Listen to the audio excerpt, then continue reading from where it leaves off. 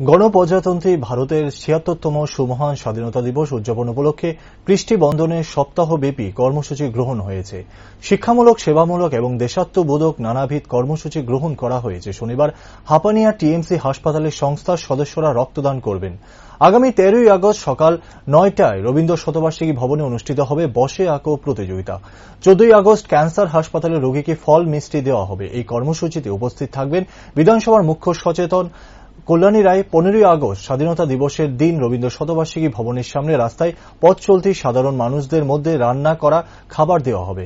আগামী ১৭ই আগস্ট বিকেল ৫টায় রবীন্দ্র শতবার্ষিকী ভবনের ২ নং মিলনায়তনে দেশাত্মবোধক সাংস্কৃতিক অনুষ্ঠান করা হবে। এই অনুষ্ঠানে প্রধান অতিথি হিসেবে উপস্থিত থাকার কথা রয়েছে রাজ্যের মুখ্যমন্ত্রী সহ অন্যান্যদের।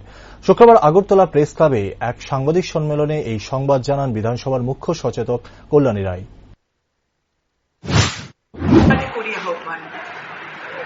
এই শীর্ষক একটা অনুষ্ঠান কৃষ্টি বন্ধন, যেটা ইতিমধ্যেই রাজ্যে একটা প্রতিষ্ঠিত মোহনী হয়ে যেটা পরিণত হয়েছে সামাজিক এবং সাংস্কৃতিক সংগঠন কৃষ্টি বন্ধন।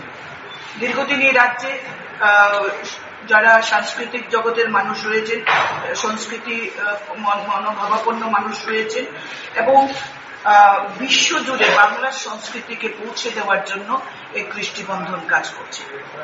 ৭৭ বছর পা রাখছে আমাদের দেশের স্বাধীনতা দিবস। এই স্বাধীনতা দিবস দেশের অমৃতকাল।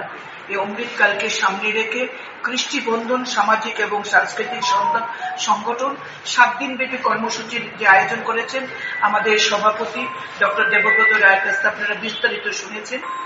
এগুলি সেখানে সাংস্কৃতিক জগতের পাশাপাশি সামাজিক যে দায়বদ্ধতা তারা পালন করে আসছেন তার জ্বলন্ত নিদর্শন আমরা এই ৭ দিনের কর্মসূচিতে সকলে আমরা পাবো। যেমন রক্তদানের মতো মহৎ দান এবং মানব বন্ধন তারা সেটা রক্তদানের মধ্যে করছেন, যেটা আগরতলা টিএমসি মেডিকেল কলেজে হবে এবং উদ্বোধনী অনুষ্ঠানে প্রধান অতিথির আসন অলঙ্কৃত করবেন প্রিন্সিপাল ডক্টর ঋণেন্দম দত্ত।